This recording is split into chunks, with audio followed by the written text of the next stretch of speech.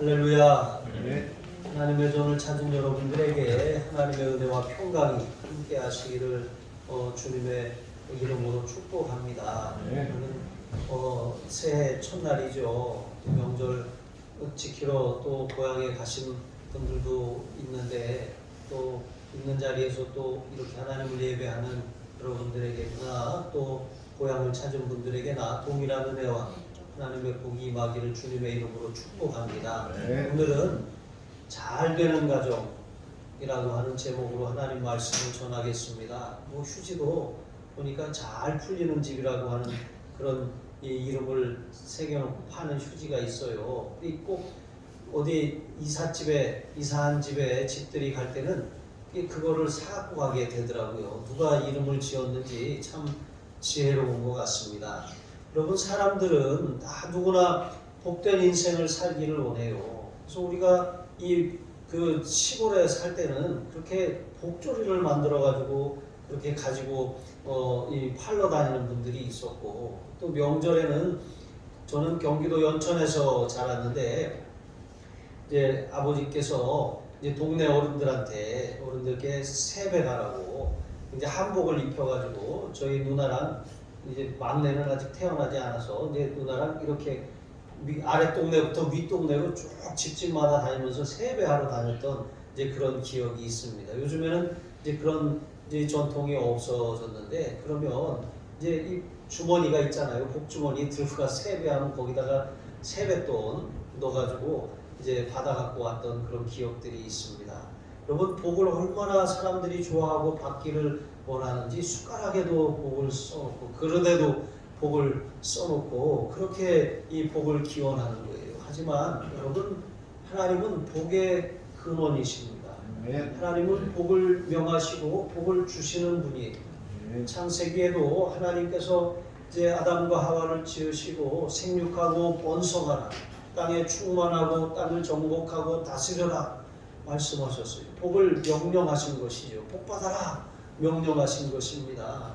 여러분, 이 복의 근원, 잠언 기자는 우리가 여호와를 경외하는 것이 이제 이 지혜고 명철이고 또 그게 복의 근원이라고 말씀하고 있는 것이죠. 아브라함은 하나님께서 주신 그 부르심을 따라서 순종할 때 하나님께서 그에게 너로 복이 되게 할지라 말씀하셨어요. 여러분, 복의 시작은 하나님이시고 하나님이 주시는 복을 받아야 참된 이제 복을 누리는 인생이 되는 줄로 믿습니다. 여러분, 가정도 우리의 가정에 하나님이 이왕이면 복을 부어 주셔야 되지 않겠습니까? 쏟아부으시고 쏟아지는 거 말고 쏟아부으시고 쏟아부으셔야 되지 않겠습니까? 여러분, 가정이 올 2023년 한 해가 하나님이 하늘 문을 열고 쌓을 곳이 없도록 하나님의 복을 쏟아부으시는 그런 한 해가 되시길 주님의 이름으로 축복합니다. 잘 되는 가정, 여러분, 잘 되는 가정은 어떤 가정입니까? 하나님을 경외하고 그 계명을 순종하는 그런 가정이에요. 1절에 말씀하고 있는 것처럼 여호와를 경외하며 그의 계명을 크게 즐거워하는 자는 복이 있도다 그랬습니다. 이런 사람이 복이 있다는 거예요. 하나님을 경외하는 것과 그 계명을 순종하는 것이 복의 필요 충분 조건이라고 하는 것입니다. 이것이 없으면 하나님의 복을 받을 줄 생각 말라고 하는 것이죠. 세상의 기준으로 보면 행복은 인간적인 어떤 조건이 채워지면 그것이 행복이라고 생각해요. 하지만 여러분, 그 기준에 미치지 못하면 어떻겠습니까? 만약에 어떤 사람이 이제 아프리카나 이런 데 보면 결혼 지참금 제도가 있잖아요. 인도 이런 나라도 보면 어떤 사람이 사랑하는 사람을 만나서 결혼을 약속했어요. 그래서 결혼 날만을 손꼽아 기다리고 있는데 신랑이 이 신부한테 가서 미안한데 내가 결혼 지참금을 준비하지 못했어. 그래도 나하고 결혼해 줄 수 있냐고 그랬더니 이 신부가 그러면 안 해. 이렇게 한다고 생각을 해보세요. 그러면 이 신부의 신랑에 대한 사랑은 조건부적인 사랑이었다는 것이 드러나는 것 아니겠습니까? 물론 가만히 따져보니까 내가 결혼 지참금도 주지 않고 이 부모님을 떠나는 것이 그게 편치 않아서 그럴 수도 있어요. 하지만 여러분, 온전한 사랑이라고 하는 것은 그런 조건부적인 사랑이 아니라 무조건적인 사랑 아니겠습니까? 자, 이렇게 세상의 기준이 충족되면 행복하고 그것에 미치지 못하면 불행하다라고 생각하는 것, 이것은 우리가 하나님을 알지 못하던 때에 살던 삶의 방식이고 가치관이에요. 하지만 이제는 어떻습니까? 우리는 모든 환경이나 상황을 뛰어넘는 하나님의 복을 누리는 사람들이에요. 그러면 초가삼간도 만족하고 복을 받지 않아도 좋겠네 이렇게 생각할 수도 있어요. 하지만 그렇지 않습니다. 여러분, 가나안 땅은 젖과 꿀이 흐르는 땅이라고 하죠. 젖과 꿀이 흐른다라고 실제로 젖이 흐르고 꿀이 흐르는 그런 땅이라고 하는 의미가 아니라 목축하기에 좋은 땅이라는 거예요. 그러니까 이 양이나 소떼들이 그 풀을 잘 뜯어 먹어야, 물을 잘 마셔야 젖을 내잖아요. 그러니까 젖이 흐르는 땅이라고 하는 것은 목축하기 좋은 땅이라고 하는 것이죠. 꿀이 흐른다라고 하는 것은 이 대추야자, 여러분 얼마나 이스라엘 대추야자가 단지 몰라요. 꼭 이거 설탕에다 재놓은 것 같아요. 그냥 이 건과로 말리면 그것이 달아서 먹지 못할 정도로 엄청 달아요. 이게 꿀이 흐른다라고 하는 것은 땅의 소산물들이 잘 자라는 땅이라고 하는 거예요. 그런데 젖과 꿀이 흐르는 땅은 저절로 되는 것이 아닙니다. 하나님이 하늘에 이슬을 내려주셔야 돼요. 땅에 기름진 이 복을 얻으려면 때를 따라 적절하게 이른 비와 늦은 비를 내려주셔야 합니다. 이른 비를 주셔야 땅이 촉촉하게 적셔져서 파종할 수 있게 되는 것입니다. 땅이 씨앗을 받아들일 준비를 하는 거예요. 늦은 비가 내려야 이것이 알알이 들어차서 추수할 수가 있는 거예요. 이슬이 내리지 않으면 심었지만 자라지 않습니다. 이른 비가 없으면 심을 수가 없어요.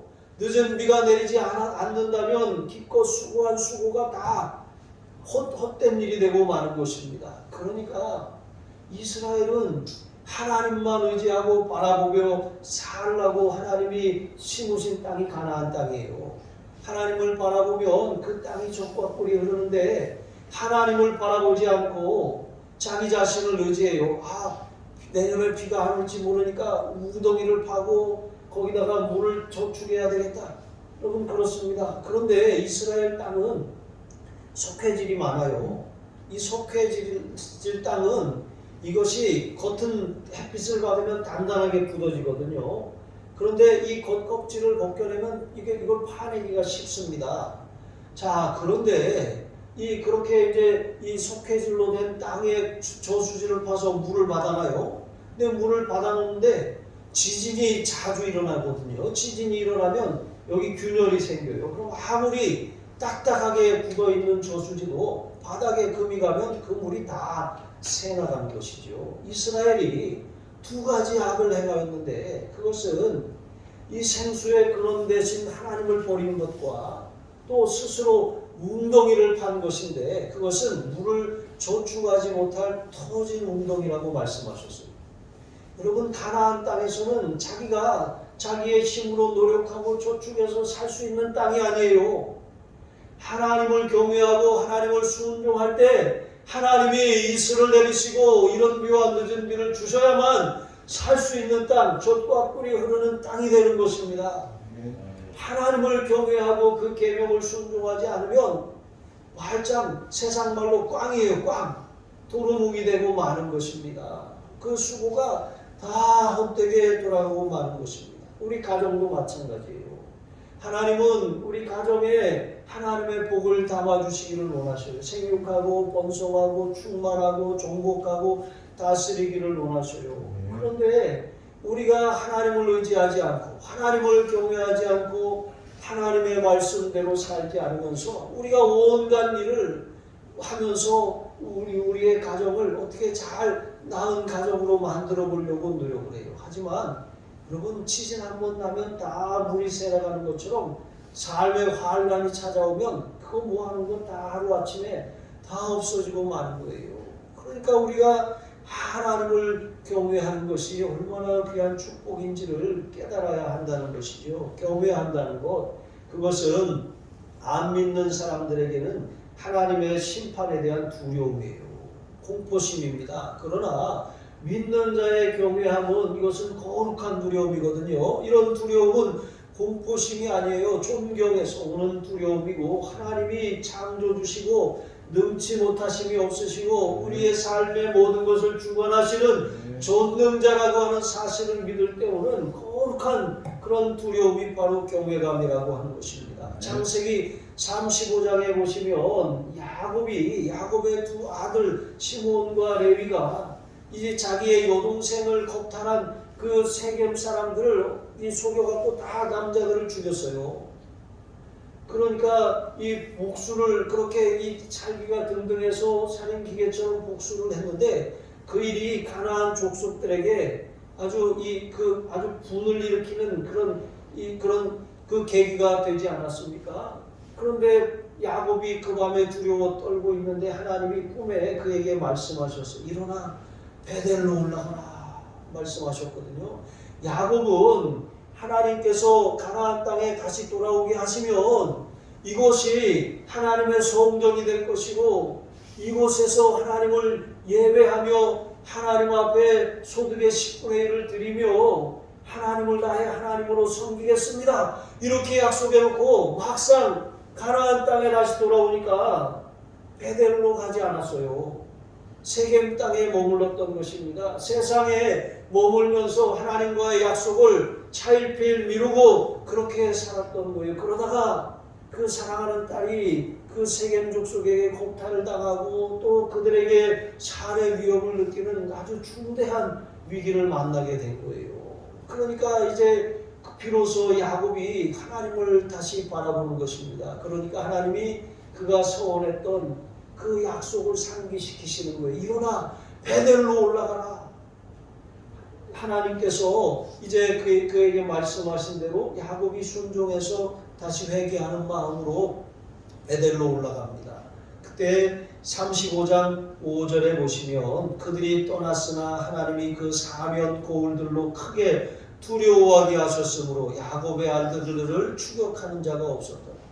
여러분, 야곱에게는 거룩한 두려움이 있었어요. 내가 다시 하나님 앞에 서야겠구나. 그러나 이 가나안 족속들에게는 사방에 하나님의 공포의 두려움이 임하는 것이죠. 그래서 야곱을 아무도 추격하지 않았던 것입니다. 여러분, 하나님을 경외하십니까?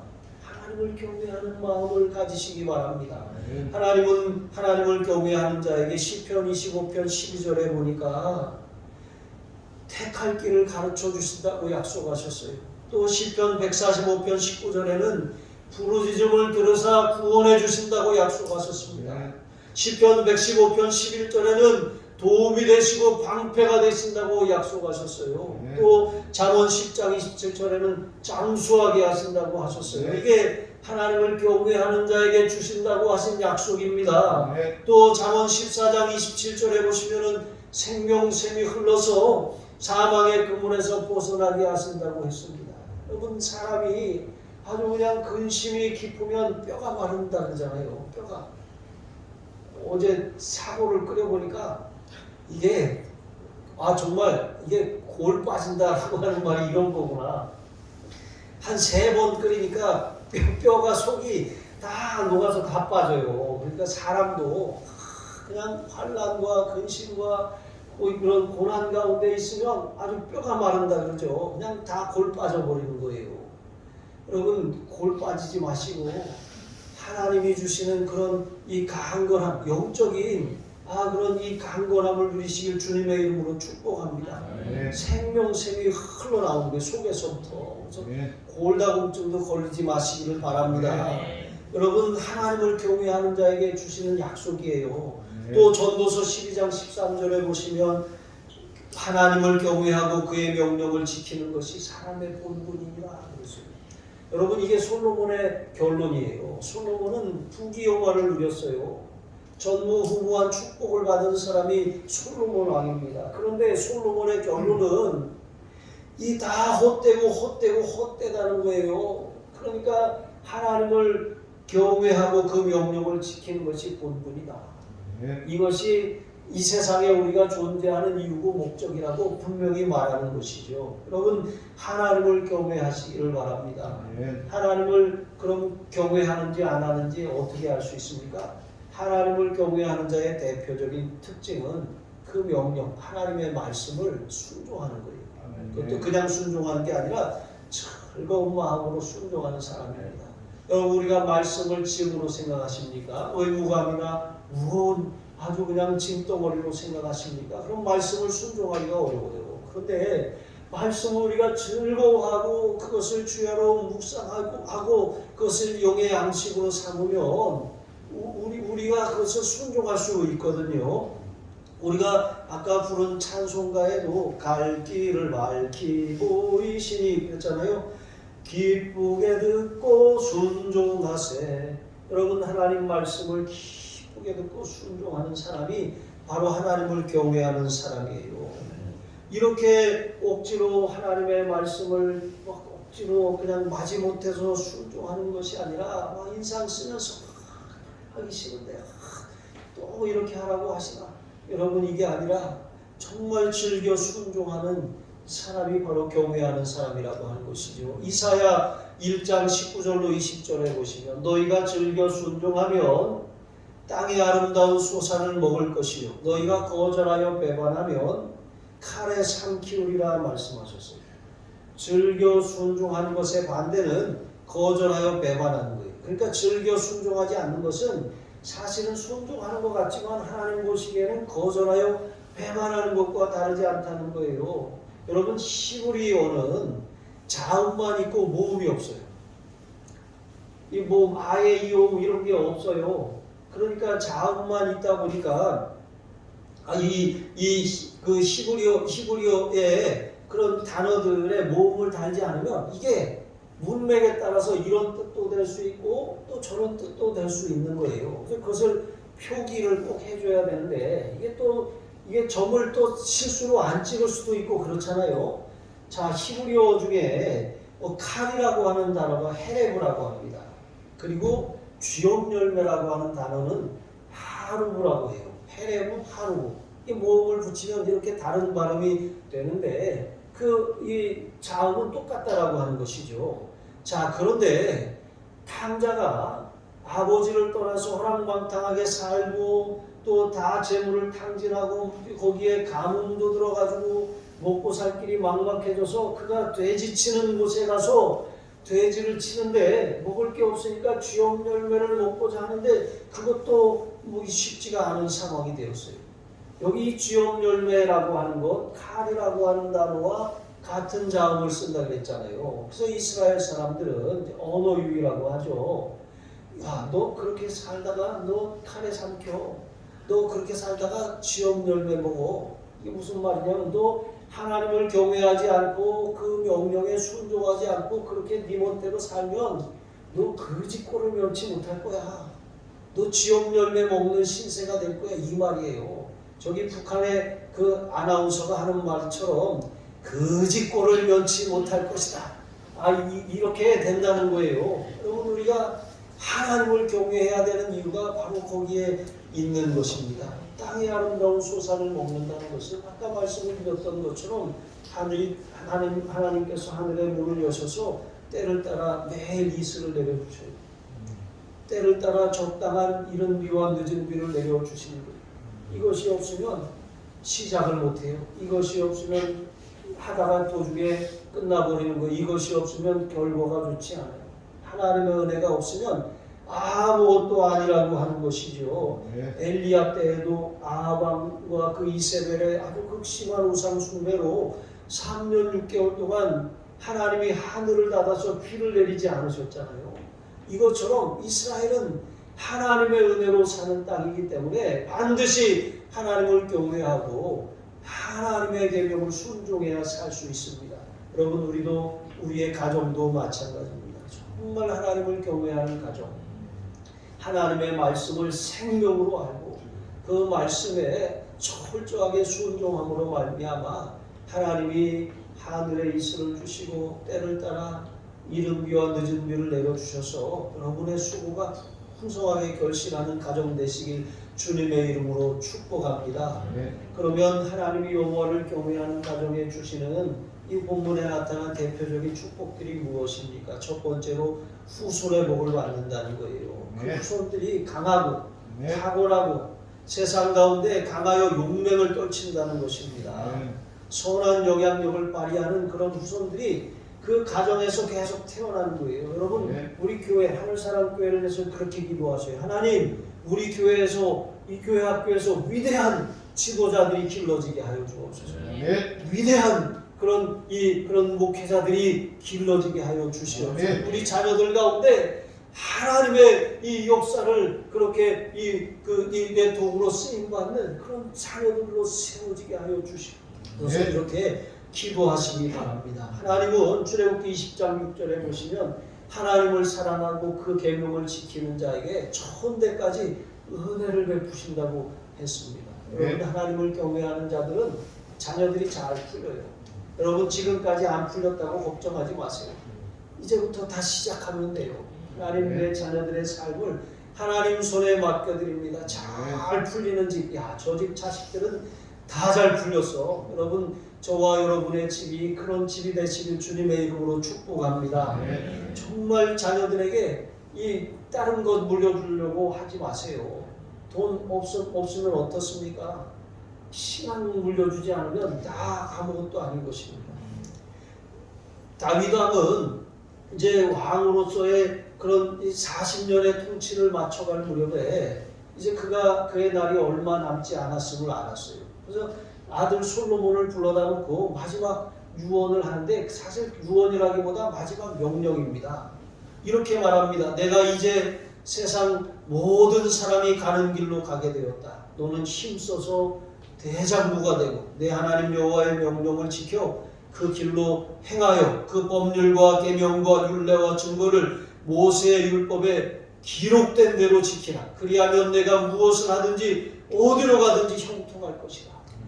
여러분 하나님의 명령을 지키고 하나님을 경외하면 무엇을 하든지 어디로 가든지 형통할 것이다 라고 다윗은 삶으로 그것을 체험한 사람이거든요. 그러니까 아들에게 아주 신신당부하며 마지막으로 명령하고 있는 것입니다. 그러면서 이런 말을 덧붙여요. 삶과 마음을 다하고 성품을 다하여 진실히 하나님 앞에 행하면 이스라엘 왕 위에 오를 사람이 내게서 끊어지지 않을 것이라고 하나님이 약속하셨다.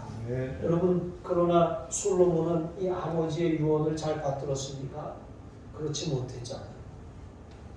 그가 이 말년에 가서 하나님을 배반했잖아요. 많은 우상들을 그 나라에 끌어들임으로 나라를 온통 우상의 도가니로 만들어 버렸잖아요. 결국 하나님이 주신 축복이 그 아들 대에 가서 어떻게 되었습니까? 나라가 둘로 쪼개졌어요. 10지파가 떠나가 버렸습니다. 12지파 중에. 이러한 안타까운 일들이 일어난 거예요. 여러분 물려줄 것이 유산이 아니라 신앙 유산을 물려줘야 되는 것을 여러분 기억하시기 바랍니다. 두 번째로 하나님을 경외하는 가정에는 부요와 이 재물의 복을 받는 거예요. 물질의 복은 반드시 영적인 복과 더불어 주시는 하나님의 축복입니다. 하나님은 우리에게 영적인 복과 함께 물질의 복도 주시기를 원하셔요. 요한 3서 1장 2절에 보시면 사랑하는 자여 내 영혼이 잘됨과 같이 내가 범사가 잘되고 강건하기를 내게 간구하노라 그랬잖아요. 여러분 영혼이 잘되면 범사가 잘 풀려요. 그리고 강건해집니다. 우리가 자녀들을 위해서 기도해야 됩니다. 믿음의 배우자를 만나게 해달라고. 왜 그러냐면 사람이 육체가 하나 되고 마음이 하나 되고 정서가 하나 되고 다 소용없어요. 영적으로 하나가 되지 못하면 반드시 갈등이 일어나게 되어 있습니다. 하나님의 사랑을 경험하지 못한 사람들은 반드시 이기적이에요. 결정적인 순간에 배신합니다. 큰 상처를 안겨주는 것이죠. 우리 자녀들 반드시 믿음의 자녀들 만나도록 그렇게 기도하시기를 바랍니다. 하나님께서 이렇게 부와 재물을 약속하셨는데 이제 솔로몬이 1000번제를 기브온 제단에서 드리잖아요. 기브온 제단에서 드리고 하나님이 그 밤에 꿈에 그에게 나타나셔서 이렇게 말씀하셨어요. 내가 내게 무엇을 줄고 너는 구하라. 그랬더니 솔로몬이 부귀영화 막 권세 이런 거 구하지 않고 뭐라고 했습니까? 하나님, 백성은 많고 큽니다. 하나님, 저는 어리고 부족합니다. 저에게 듣는 마음을 주세요. 이렇게 기도했습니다.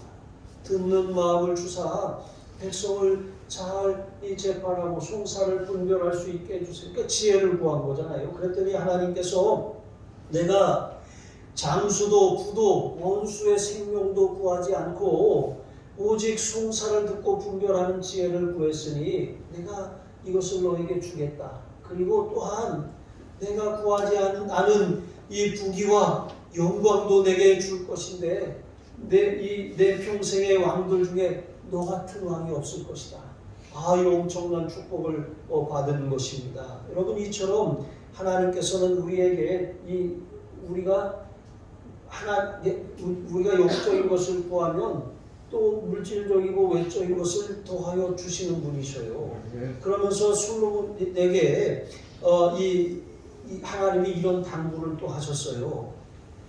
너는 그것을 만일 내 아버지 다윗이 행함같이 내 길로 행하며 내 법도와 명령을 지키면 내가 또 내 날을 길게 하리라. 여러분, 하나님이 솔로몬에게 지혜와 부귀와 영광을 약속하시면서 또한 그에게 하나님의 계명을 순종할 것을 명령하셨습니다. 다윗 아버지가 한 것처럼 그렇게 하면 내 날을 장구하게 누리게 하신다고 약속하셨거든요. 이것이 하나님을 경외하는 자에게 주신 축복입니다. 세 번째로永생의 복을 받습니다. 여기 보면 여호와의 공의가 영구히 서 있다는 것, 그것은 우리의 의로움이 되시고 우리의 구원이 되시는 예수 그리스도께서 우리 가운데 계시다는 뜻이에요. 여러분, 하나님을 경외하며 그 말씀을 순종하는 가정에 구원의 문이 열려 있어요. 하나님께서 그 자녀들 가운데 하나라도 잃어버리지 않게 하시고 다 구원받게 하시는 축복을 주실 줄로 믿습니다. 사도행전 16장에 보시면 바울과 실라가 빌립보 감옥에 갇혔어요. 복음을 전하다가 사실 이제 복음을 전하러 빌립보에 갔는데 기도하러 가다가 이 귀신 들린 그 여종이 계속 바울과 일행을 쫓아다니면서 이렇게 말하는 거예요. 이 사람들은 지극히 높은 하나님의 종으로서 구원의 길을 너희에게 전하는 자라. 이렇게 하면서 여러 나를 괴롭게 하는 거예요. 바울이 참다가 더 이상 괴로워서 참지 못하고 이 귀신 들린 그 여인을 향해서 이렇게 말합니다. 예수 그리스도의 이름으로 내가 내게 명하노니 그에게서 나오라. 그랬더니 이 여인은 귀신에게서 어떻게 되었습니까? 자유하게 되었어요. 그런데 문제는 이 여종을 통해서 점치게 해서 돈벌이를 하던 주인들이 있었거든요.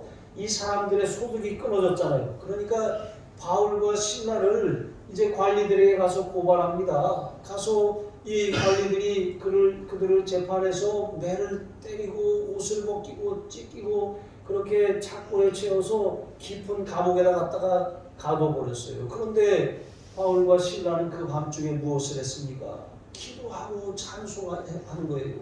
그런데 기도하고 찬송할 때 갑자기 지진이 나더니 옥문이 열리고 막 이 착고가 풀려져 나가는 거예요.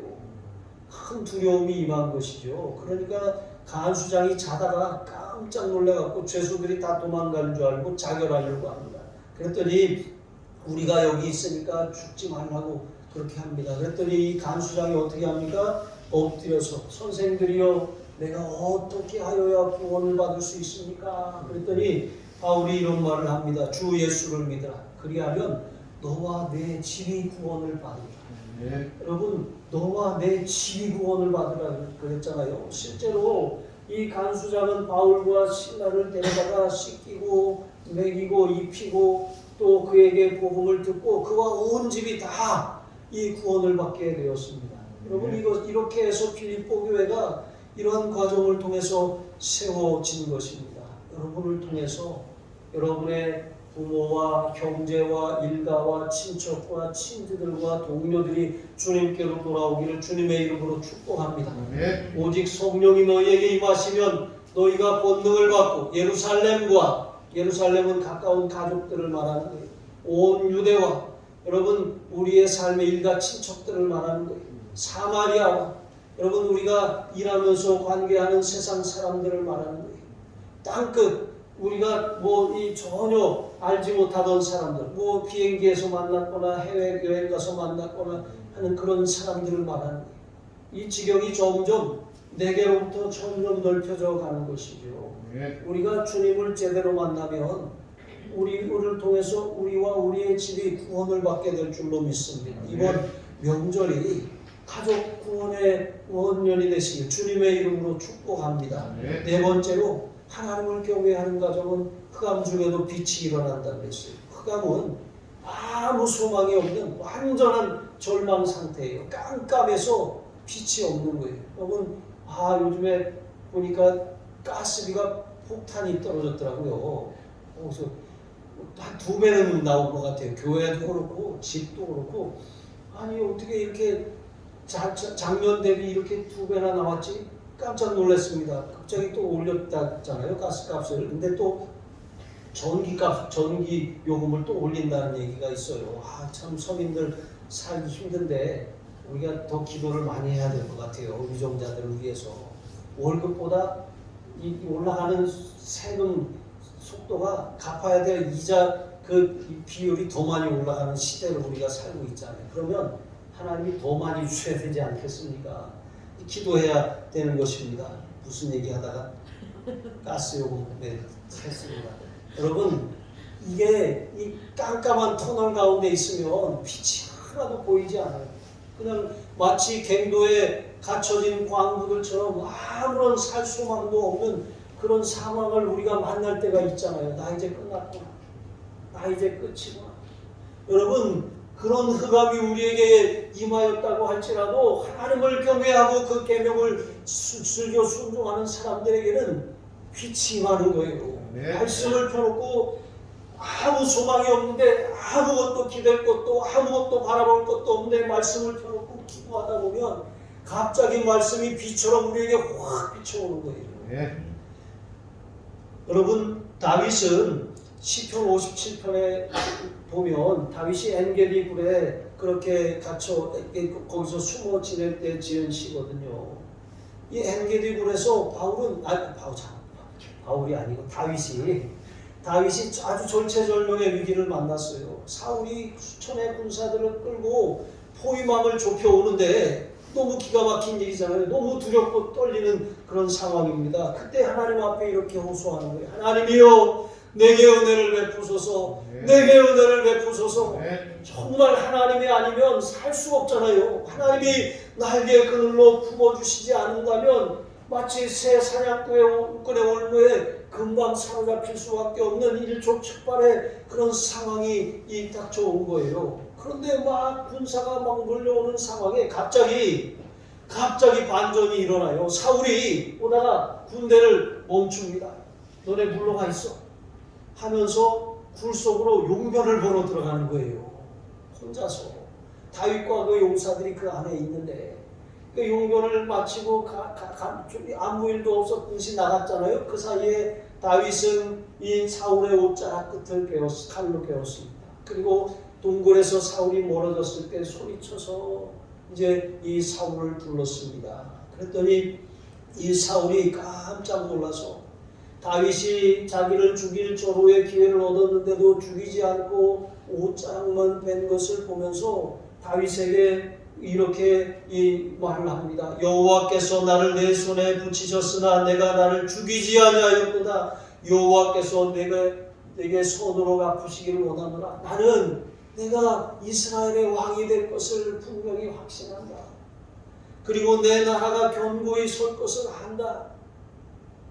내가 굳건하게 섰을 때 내 후손을 멸하지 말아달라. 내 이름을 끊지 말아달라 하고 이 부탁을 하지 않았습니까? 여러분 이러한 반전, 이러한 출구, 이러한 비상구가 하나님을 경외하고 그 말씀을 순종하는 자에게 하나님이 열어주시는 거예요. 네. 아무리 어떤 그런 흑암이 우리를 덮었다고 할지라도 하나님은 빛이십니다. 네. 하나님의 말씀의 빛을 비춰주시면 살 길이 열려지는 줄로 믿습니다. 네. 여러분, 그러므로 항상 하나님을 경외하고 그 말씀에 순종함으로 신앙 명가 이루시는 저와 여러분이 되시길 주님의 이름으로 축복합니다. 네. 기도하시겠습니다. 하나님 아버지, 항상 하나님을 경외하며 그 명령을 즐거이 순종하는 가정이 되게 하여 주시옵소서. 자손이 잘 되며 위대한 인물들이 배출되게 하여 주시고 존귀와 물질의 복을 넘치도록 우리 가정의 부흥사 하나님 나라 확장을 위해 마음껏 쓰임받게 하여 주옵소서. 우리 가정의 구원받지 못하여 멸망에 이른 자 하나도 없게 하시며 인생의 어떤 흑암 가운데서도 빛을 비추사 피할 길을 여시는 하나님의 은혜를 만나게 하여 주옵소서. 우리 주 예수 그리스도의 이름으로 기도합니다. 아멘.